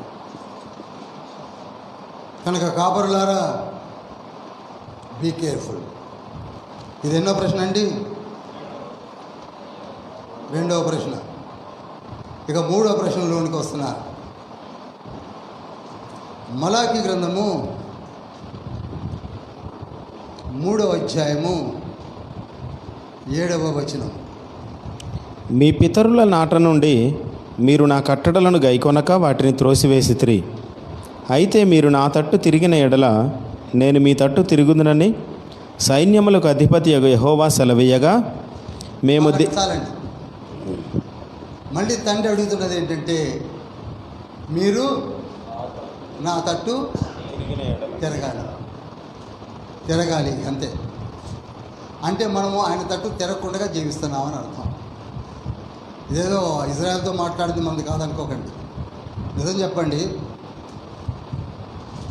2025 3వ నెలలోనికి వచ్చాం. ఈ 2 నెలలు మనం ఎలా తిరిగి ఉన్నాం, ఎక్కడ తిరిగి ఉన్నాం మనకు తెలుసు. తండ్రి ఇప్పటికీ అవకాశం ఇస్తున్నాడు. మలాకి 3:7లో మీరు నా తట్టు తిరిగినట్లయితే నేను మీ తట్టు, అంటే మనం ఆయన తట్టు తిరగకుండా జీవిస్తున్నాం. సచ్ ఎ వండర్ఫుల్ పర్సన్స్ కదండి మనం. ఎందుకని తిరగకుండా జీవిస్తున్నాం మనకే తెలియదు. మనకు తెలియదు. నిర్లక్ష్యమా, స్టిఫ్ నెక్కా, ఇంకా ఏదైనా ఉన్నాయేమో, ఐహిక విచారాలా, పొద్దున చెప్పినవన్నీ నాకు మళ్ళీ ఎక్కడ పెట్టాలను. మీరు నా తట్టు తిరిగినట్లయితే నేను మీ తట్టు తిరుగుతాను. ఇదే మాటను జకర్యా గ్రంథము 1వ అధ్యాయము 3వ వచనంలో కూడా అన్నాడు. Same word. జకర్యా ప్రాఫెట్. ఆలయానికి కట్టడానికి వచ్చి నిద్రపోతున్న వారలారా, ఆలయం కట్టడానికన్నా వచ్చి నిద్రపోతున్నారు. వాడితో మాట్లాడిన మాట ఏంటంటే 1:3లో కూడా, మీరు నా తట్టు తిరిగినట్లయితే నేను మీ తట్టు తిరుగుదును. అదే మాట ఈనాడు మనతో కూడా మాట్లాడుతున్నాడు. మీరు నా దగ్గరికి వచ్చినట్లయితే నేను మీ దగ్గరికి వస్తాను. యేసయ్య హాఫ్ బ్రదర్ ఉన్నాడు, యాకోబు అని. మరియ తల్లి యేసేపుల యొక్క కుమారుడైన యాకోబు. యాకోబు గ్రంథం 4వ అధ్యాయం 8వ వచనంలో అంటాడు, if you draw towards me I will draw to you అంటాడు. మీరు నా దగ్గరికి జరిగినట్లయితే నేను మీ దగ్గరికి జరుగుతాను. Same thing. అంటే మనం జరగడం లేదండి, మనకి ఇష్టం లేదు, కారణాలు తెలియదు. దెబ్బ తగిలినప్పుడు మాత్రం అమ్మా యేసయ్యా నేను ఐసీయూలో ఉన్నాను యేసయ్యా. మీరు ఒక్కసారి నాకు ఎప్పుడు ఐసీయూ గుర్తుకొస్తుంది. ఎందుకంటే ఐసీయూలో పేషెంట్ ఉంటాడు ఏమండి. బయట నేను నా అనుభవమే చెప్తున్నాను. బయట మేమందరం కూర్చొని ఉంటాం, మాట్లాడుతూ అందులోకి వెళ్ళి ఒకడు వచ్చి చాలా సీరియస్గా ఉంది, అందరు ప్రార్థన చేయండి. వీడు ఇక్కడ కూర్చొని ప్రభా ప్రభా ప్రభా ప్రభా అంటాం. ఒక అరగంట మళ్ళీ 1/4 గంట అయిపోయిన వెంటనే వీళ్ళు మళ్ళీ ఆగిపోయి కామ్ అయిపోతారు, మళ్ళీ చిట్ చాటింగ్ చేసుకుంటూ ఉంటారు. మళ్ళీ ఎవరో వచ్చి చాలా క్రిటికల్ అంటానంటే మళ్ళీ ప్రభా ప్రభా. ఇది కాదు కావాల్సింది. ఐసీయూలో నాకు బాగా అనుభవం. మా తమ్ముడు ఇద్దరప్పుడు కూడా నేను కూర్చొని ఉన్నాను ఇలా.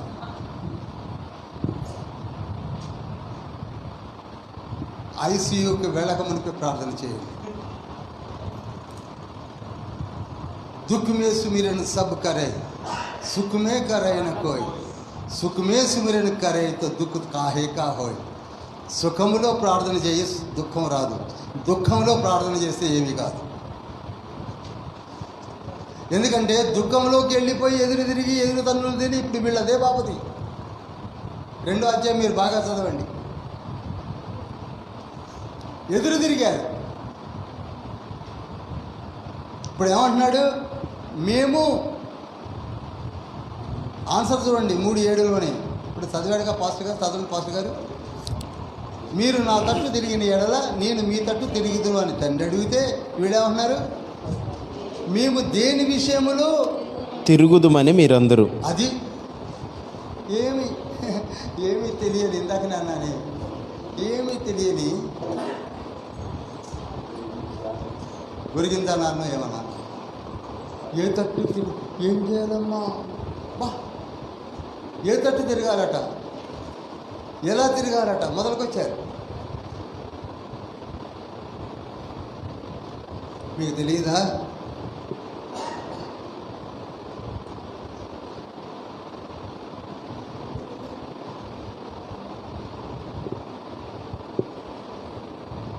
అలనాడు కష్టకాలాల్లో ఉన్నప్పుడు మిమ్మల్ని రక్షించిన తండ్రి మర్చిపోయారా?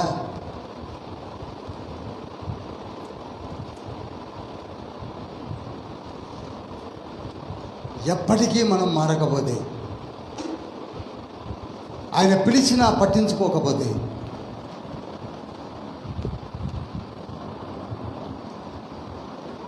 ఇలా మాట మాటకి అంటున్నాను, బాధపడకండి.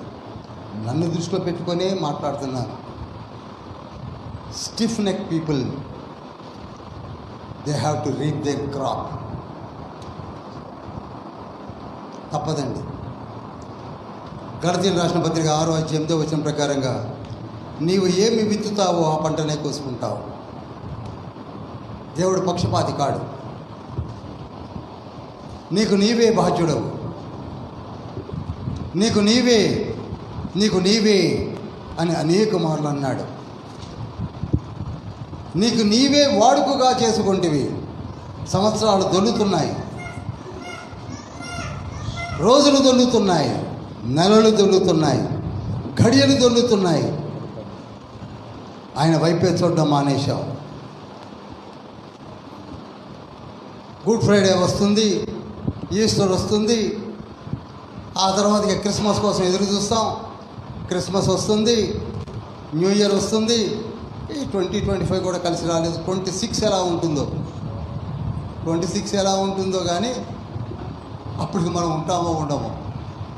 ఎందుకనగా తండ్రి అంటున్నాడు, మీరు నా వైపు ఎందుకు చూడలేకపోతున్నారు? ఒకవేళ తిరగకపోతే యేసయ్యే వస్తాడు. ఆ మాటను కూడా మలాకీలో 3వ అధ్యాయము 1వ వచనము 2వ లైన్లో ఉంది.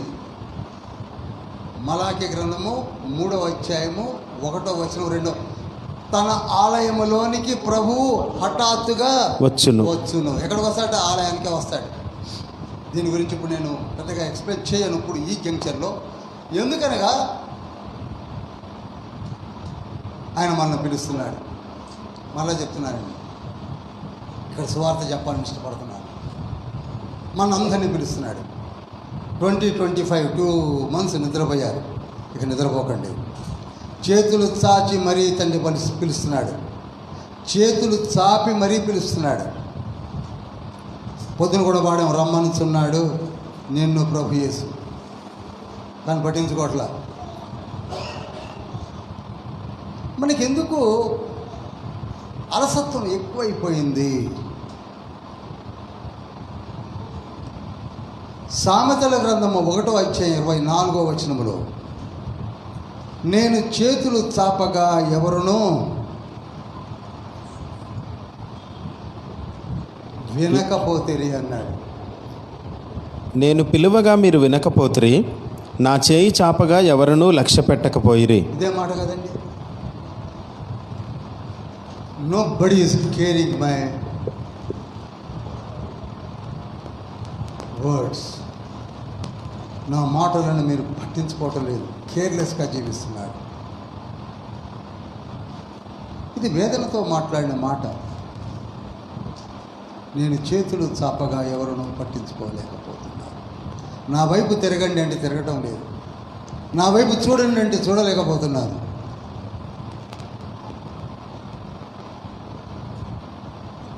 యెషయా గ్రంథం 65వ అధ్యాయం 2వ వచనం కూడా చదవండి.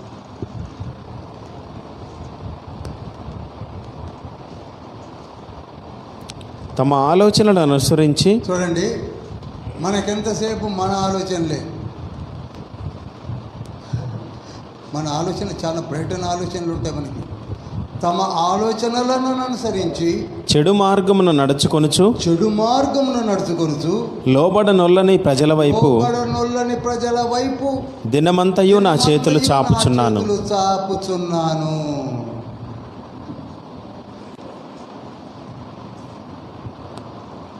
నా వైపు చూడకుండా ఉన్నవారు చూడట్లేదని కూడా వదిలేట్లా. Again he is giving a long rope to us. ఇప్పటికైనా చూడండి, ఇప్పటికైనా time is still in your hands. నాకు ఒక ఇష్టమైన పాట 1998 పాట పూర్తిగా పాడను, కానీ ఈ పాటతోటే నేను మారానని చెప్పాలని నేను ఎజ్రా శాస్త్రి గారు పాడినప్పుడు విన్నాను. విని ఎంతగా కదిలించబడ్డానో నాకే తెలియదు. 1998 in the month of March. అప్పుడు ఇంకా నేను మారు మనసు కూడా పొందలేదు. ఏప్రిల్లో పొందాను. ఎజ్రా శాస్త్రి ఒకటిగా మీకు స్టాంజా వినిపిస్తుంది చూడండి. కలుషాత్ముడైన పాపిని పిలిచేవయేసువా,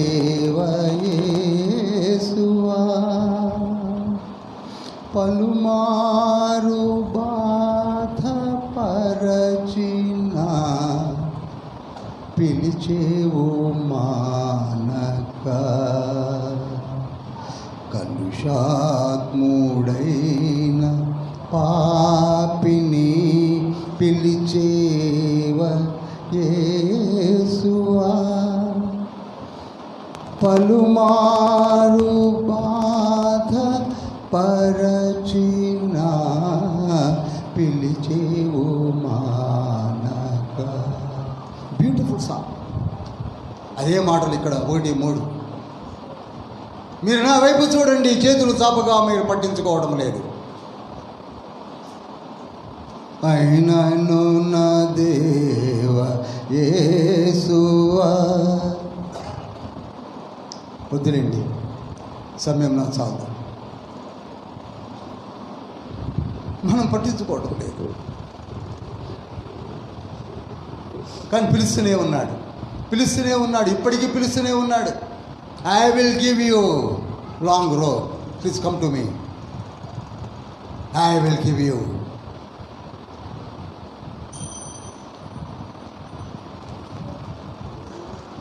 ఆయన వచ్చినప్పుడు మనం తట్టుకోలేము. ఇప్పుడు బాగానే ఉంది. ఒకవేళ మధ్యాకాశానికి యేసయ్య వచ్చాడంటే ఊరుకోడండి. ఇక ఎంతకాలం ఇలా ఉంటాడులే, మనం తీసుకొని వెళతాడులే, మనం పరలోకానికి పోతాంలే అనుకోకండి. చాకలి వంటి వాడు ఉతికి ఆరేస్తాడని చెప్తున్నాడు. చదవండి 3వ అధ్యాయం తర్వాత. ఎవరు ఓర్వగలరు, ఎవరు తట్టుకోగలరు? సెకండ్ కమింగ్లో ఎవరు తట్టుకోలే. గర్విష్ఠులు వంగుదురు.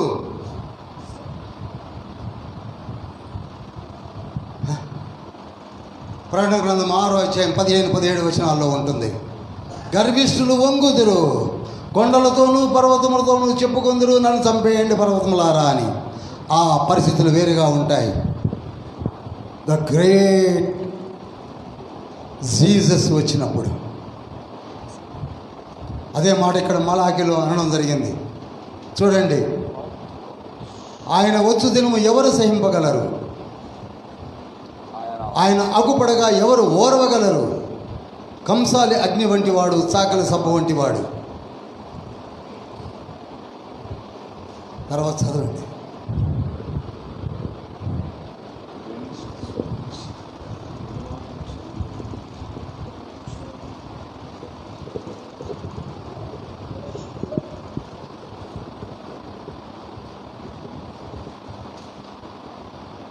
మనం మారాలి. ఆయన అగ్ని జ్వాలల్లో వస్తాడు. మేఘారూఢై వస్తాడు. 2వ దశలోనికలు రాసిన పత్రిక 1వ అధ్యాయం 6-7 వచనాల్లో ఉంటుంది. హబక్కు గ్రంథము 3వ అధ్యాయం 5-6 వచనాల్లో ఉంటుంది. జకర్యా గ్రంథము 14వ అధ్యాయము 3-4-5 వచనాల్లో ఉంటుంది.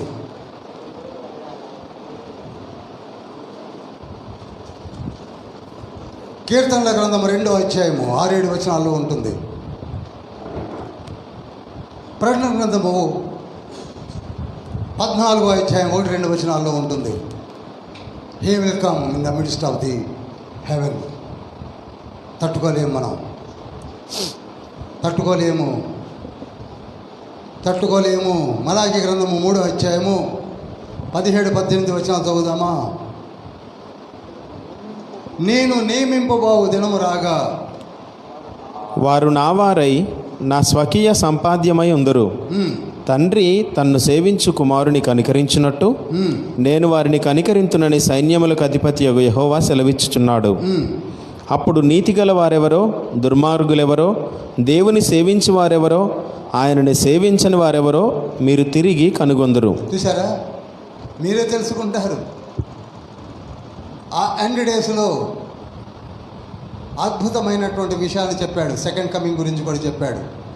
443లో సెకండ్ కమింగ్ గురించి చెప్పిన ఒక గొప్ప ప్రవక్త ఎవరంటే ఈయన యోవేలు తర్వాత అంటాను నేను. చేతులు చాచినా వినరు, మీకు కష్టాలు వచ్చినా పట్టించుకోరు. ఆ దినమున నేను ఇంకా కనికరం చూపుతున్నాను. ఆ రోజున మీరు తెలుసుకుంటారు ఎవరి ఎడల నేను కనికరం చూపాను, ఎవరిని శిక్షించబోతున్నాను అని. అందుకే 4వ అధ్యాయం 1వ వచనంలో కూడా నియమింపబడిన దినము వచ్చుతున్నది. నియమింపబడిన దినం అంటే ఏమని రాసుకోవాలి అక్కడ? Second coming. కొలిమి కాలునట్లు అది కాలును. గర్విష్ఠులందరూ, దుర్మార్గులందరూ కొయ్య కాలు వలె కాలిపోతారు. ఇందాక నేను చెప్పాను. నేను బహు భయంకరంగా ఉంటుందండి ప్రియులారా.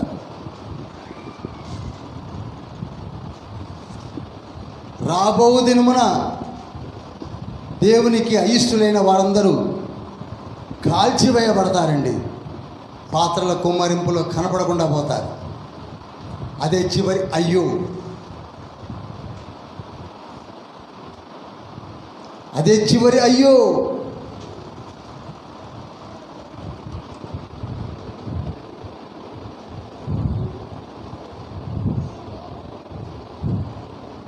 ఇక 4వ, ఈరోజు ముగించాలనుకున్నాను కానీ చెప్పేస్తున్నాను. 4వ ప్రశ్న తండ్రి వేసింది ఏమిటంటే 3వ అధ్యాయం 5వ వచనంలో మీరు నా యొద్ద దొంగిలించారు.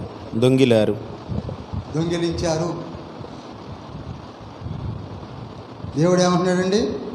మీరు నా యొద్ద దొంగిలించారు.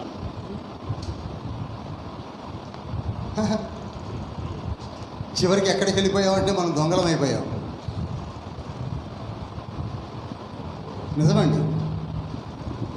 లేనివాళ్ళు లేక బాధపడుతుంటే ఉన్నవాళ్ళు లేని వాళ్ళ వల్లే నటించడం మొదలుపెట్టారు. ఇవ్వడం మానేశారు.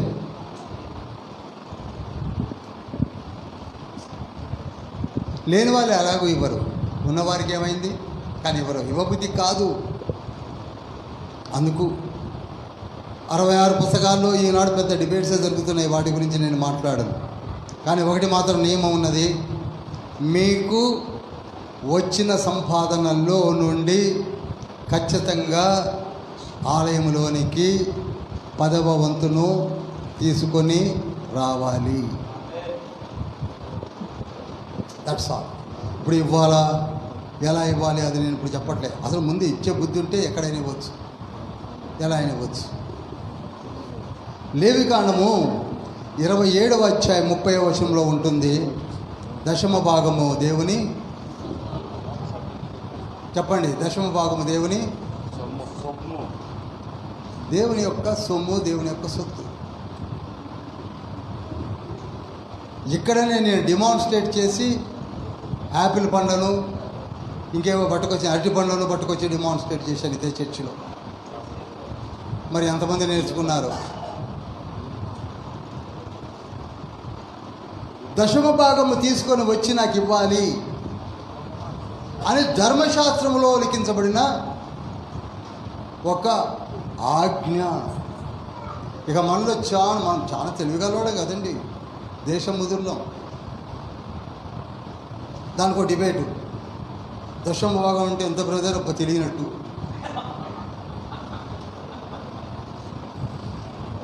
మొత్తం ఇక్కడనే ఇవ్వాలన్నా ఏమన్నా ముక్కలు చేసి ఇవ్వాలన్నా?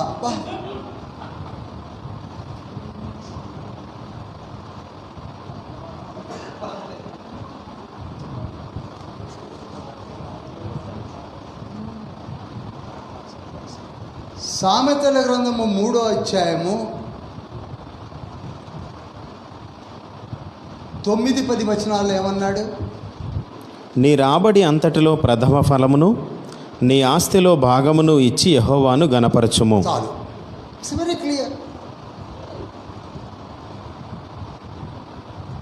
ఇక దానిలో ఎన్ని వంతులు, అసలు ఇచ్చే గుణం ఉంటే ఎన్ని వంతులు ముందు రూపాయి అయ్యి ఆ రూపాయి బయటికి తీయడు. కానీ ప్రపంచంలో ఉన్న అంత ఆస్తి నా బ్యాంక్ అకౌంట్లోకి రావాలి, ఇది కోరికలు. తన్ని మనకేం తక్కువ చేశాడండి ఇవ్వడానికి? Open your mouth and say my lord my God, నేను ఇస్తాను. అదే అన్నాడు, మీరు దొంగతనం చేస్తున్నారు, నాకు ఇవ్వవలసిన 10వ వంతును కూడా నాకు ఇది చక్కగా ఇక్కడ నేను డెమాన్స్ట్రేట్ చేశాను కనుక, అందులో చాలామంది ఉన్నారు కనుక, విన్నారు కనుక, చూశారు కనుక నేను చెప్పనవసరం లేదు. యాపిల్ పండు తెచ్చాను, అరటి పండు తెచ్చాను, కొరికి ఎవరో కాదు ఇక్కడే ఉన్నాడు మా మధ్య జాన్ సందీప్, కొరుక్కొని తిన్నాడు.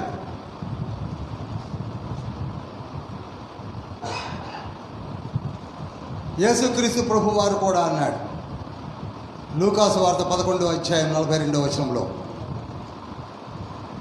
పుదీనా సదాప కూరలలో 10వ వంతులు ఇస్తున్నారే కానీ న్యాయమును దేవుని ప్రేమను విడిచిపెట్టి ఉన్నారు, వాటిని మానక వీటిని చేయుడు అని చెప్పాడు. వాటిని మానక అనగా ఇచ్చుట మానకండి, యేసయ్య చెప్పాడు. దశమ భాగము దేవుని సొమ్ము, ధారాళముగా ఆయనకిమ్ము. దశమ భాగము దేవుని సొమ్ము, ధారాళముగా ఆయనకిమ్ము. దీవించు నూరంతలుగా ఫలించే ద్రాక్షవల్లిగా, ఫలించే ద్రాక్షవల్లిగా. దశమ భాగము దేవుని సొమ్ము, దాన్ని మింగుతున్నాం మనం. అసలు నువ్వు ఇవ్వడం లేదు, పొందుకోవడం లేదు. ఈవెన్ పాస్టర్స్ను కూడా, లేవీలను కూడా ఇవ్వమని చెప్పాడు ధర్మశాస్త్రంలో.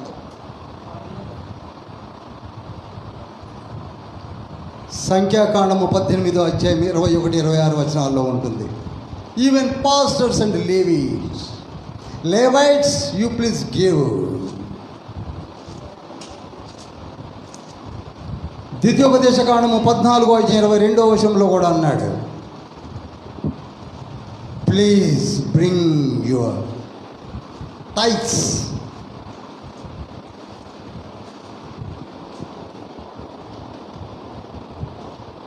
నింగి నేల గాలి నీరు అన్నిటినీ ఇచ్చాడు తండ్రి, ఏమి ఇవ్వలేదు. కానీ మనం ఏం చేస్తున్నాం? అన్నీ అనుభవిస్తున్నాం, కానీ చివరికి దశమ భాగాన్ని కూడా టైం లేదు, అందుకే ఆపేస్తున్నాను. దొంగిరి తిరిగి కనుక ఇప్పుడు మీరు వాటిని తీసుకొని వచ్చి, కొన్ని చర్చెస్ వీటి మీద ప్రసంగాలు చేస్తారండి. ఓ ఇచ్చుడు అనేసరికి చెలరేగిపోతాయి.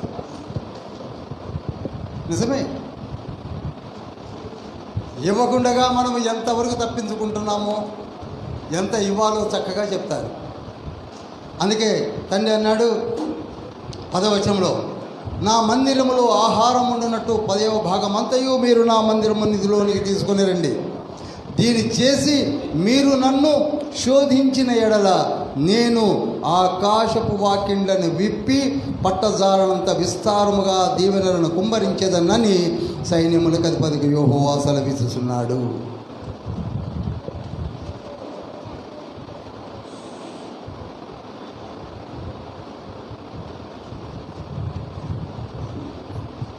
మరి ఎంతమంది తీర్మానం తీసుకున్నారు? నాది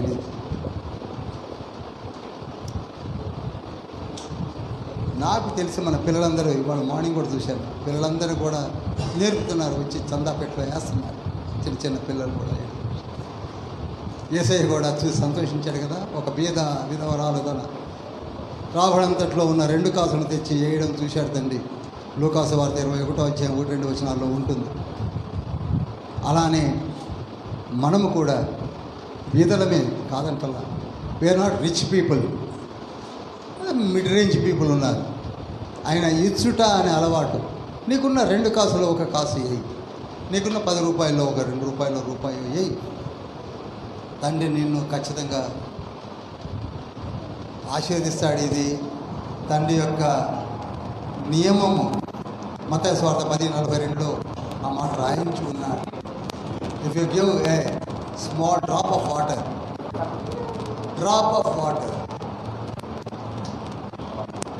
నీ ఇంటి నిండా జీవజల నదులే ప్రవహిస్తాయి.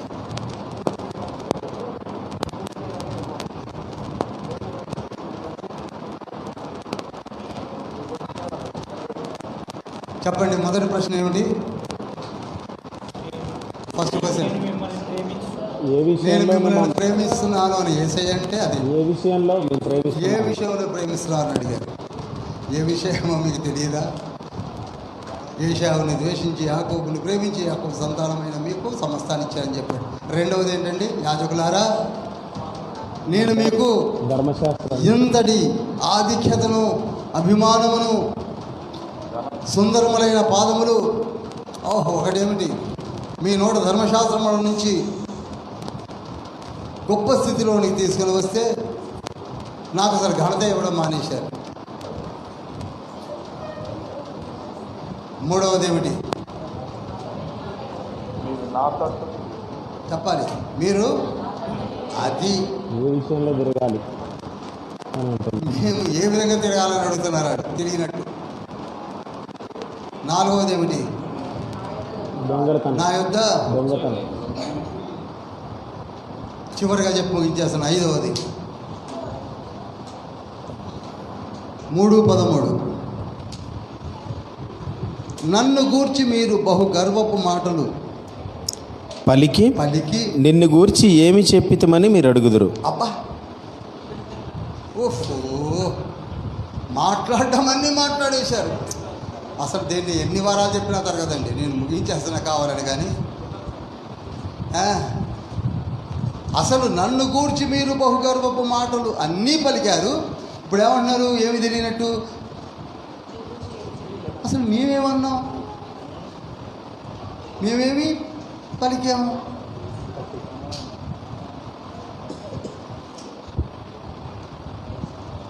నన్ను గూర్చి ఏమి చెప్పితమని మీరు అడుగుదురు. దేవుని సేవ చేయుట నిష్ఫలమనియు. చూశారు ఇంకెట్లుందో? అబ్బా, వెలుగు చేయడం వేస్ట్. ఆయన ఆజ్ఞను గైకొని సైన్యములకు అధిపతికి యెహోవా సన్నిధిన మనం దుఃఖాక్రాంతులుగా తిరుగుట వలన ప్రయోజనమేమనియు. ఇంకెందుకు మరి అని అనడం మొదలుపెట్టారు. ఇప్పుడు ఆ కోవలో మనం ఉన్నాం కదా. ఎందుకండి బయట మాకంటే దరిద్రులుగా రోజు మందు 30-60 వేసుకొని సాయంత్రం కావడంతో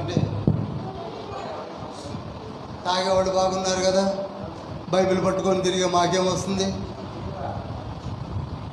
వాళ్ళే నయం కదా.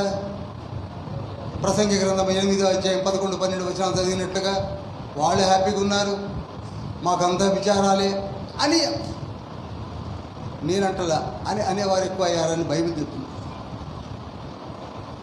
మాకంటే వాళ్ళే బాగున్నారు, ఇప్పుడు బాగున్నట్టుగా కనపడుతున్నారు. కానీ యోబు గ్రంథం 21వ అధ్యాయము చూడండి. ఎక్కువ టైం తీసుకొని కానీ ఒక్క ముక్క చెప్పి ముగించేస్తాను. యోబు గ్రంథము 21వ అధ్యాయము చూడండి. 13వ వచనం 2వ లైను. ఒక్క క్షణములోనే పాతాళమునకు దిగుదురు. చప్పట్లు కొట్టండి.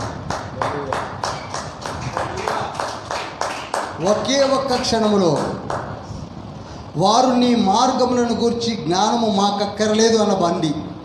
ఇదే బాపతి సమాధానం చూడండి. నీవు మమ్మల్ని విడిచిపమ్ముని దేవునితో చెప్పుదురు. చాలా వాళ్ళ బ్రతుకు ఏమైందట?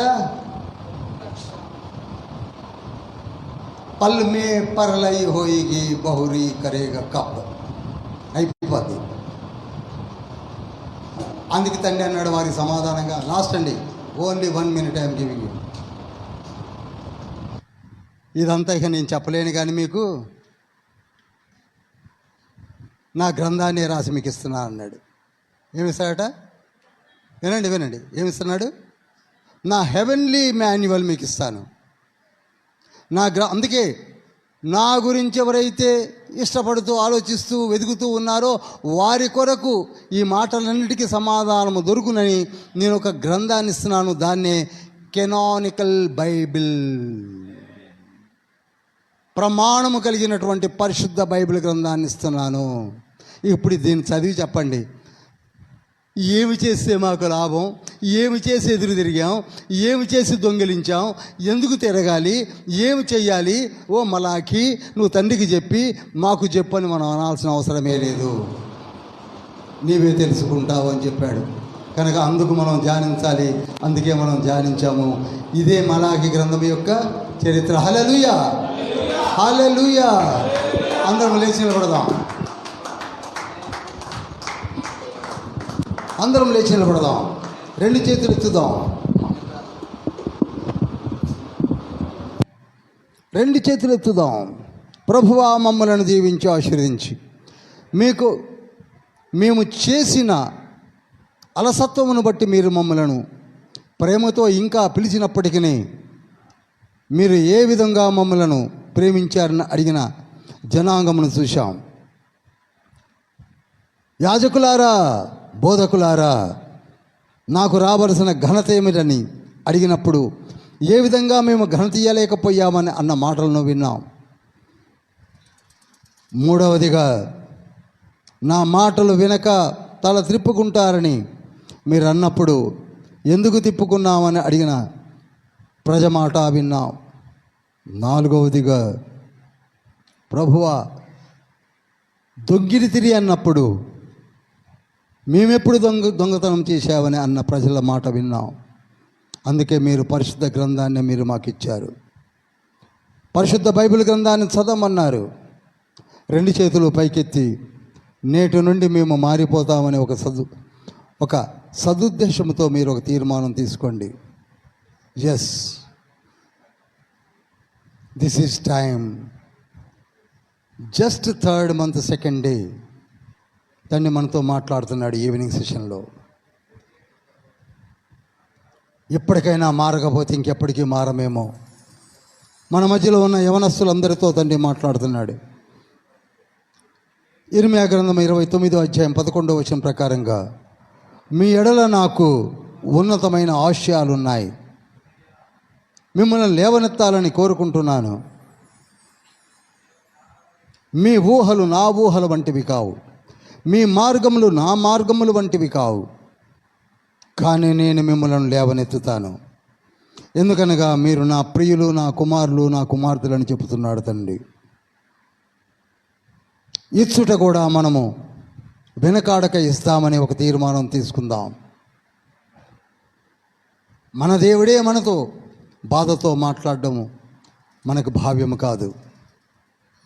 అందుకే నింగి నేల గాలి నీరు నిత్యము వెలిగే సూర్య చంద్రులు, నింగి నేల గాలి నీరు నిత్యము వెలుగే సూర్య చంద్రులు,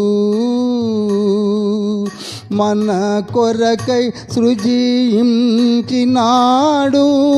మనలనెంతో దీవించినాడు, మనలనెంతో దీవించినాడు.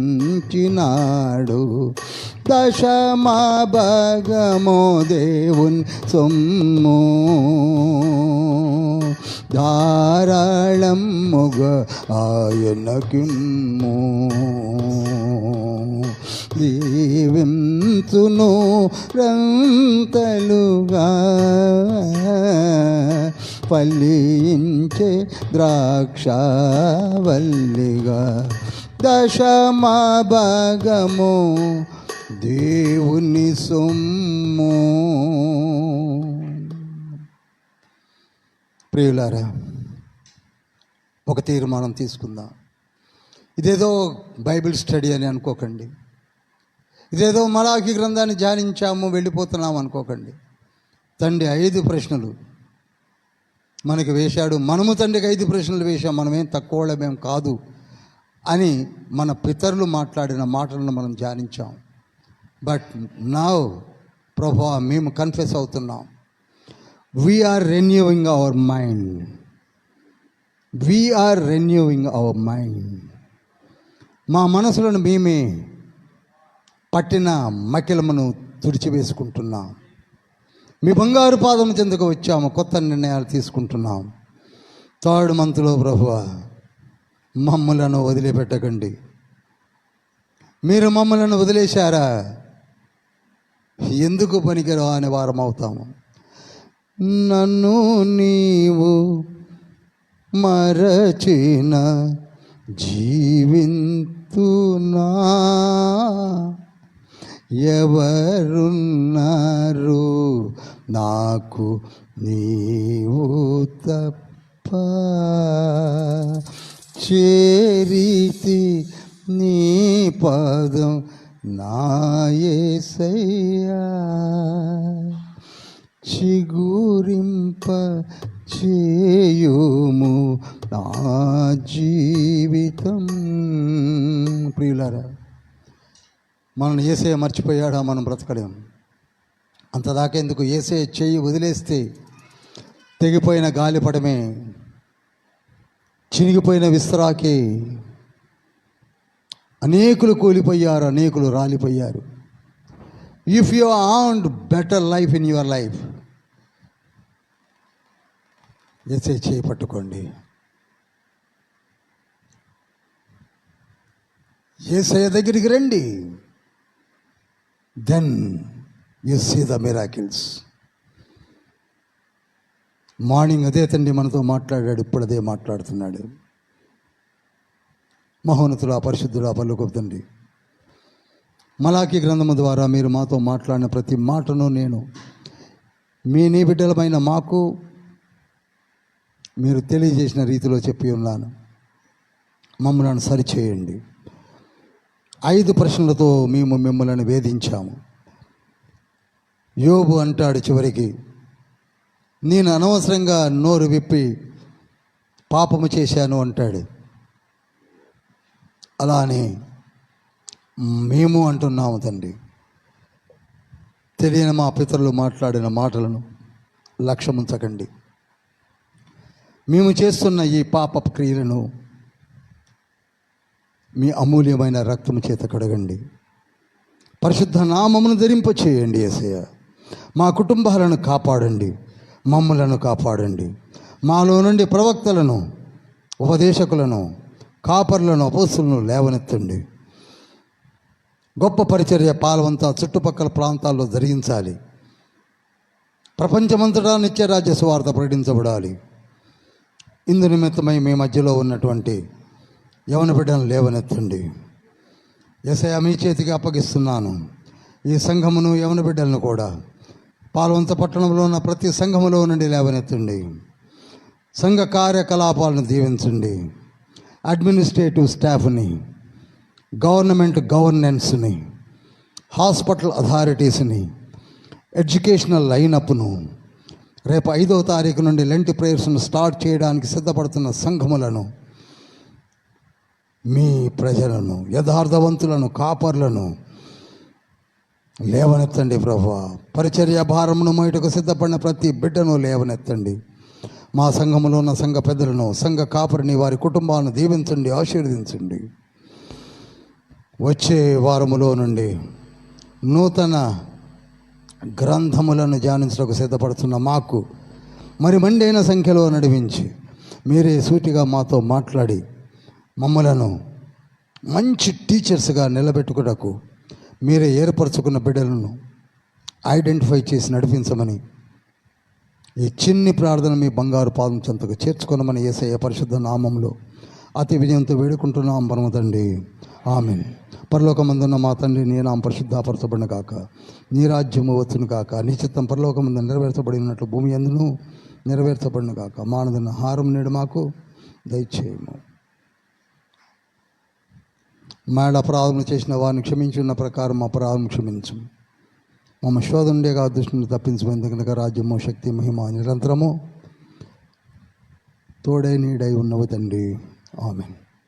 యేసుక్రీస్తు ప్రభు వారి కృపా తండ్రి అయిన దేవుని ప్రేమ పరిశుద్ధాత్మని సహవాసము నిరంతరము మనకును సార్వత్రిక సంఘమునకు తోడై నీడై ఉండునుగాక.